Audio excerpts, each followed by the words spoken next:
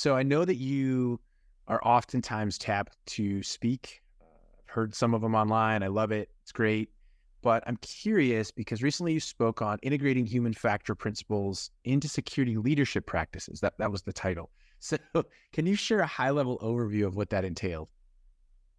Yeah, absolutely. So I was doing a lot of talks around how do we integrate human factors as security practitioners into our daily lives and what we do.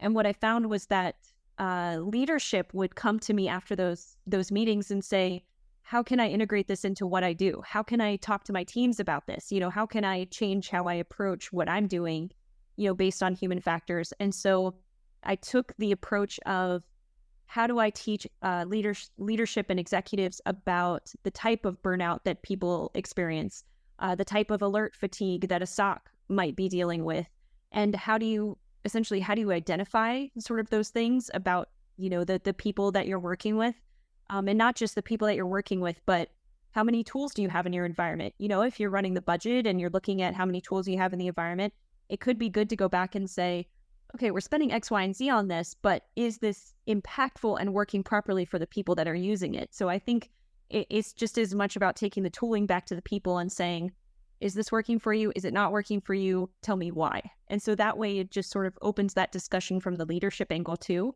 to go back to their, personnel and say, hey, I see we've got 10 different vulnerability scanners in the environment. Is this working?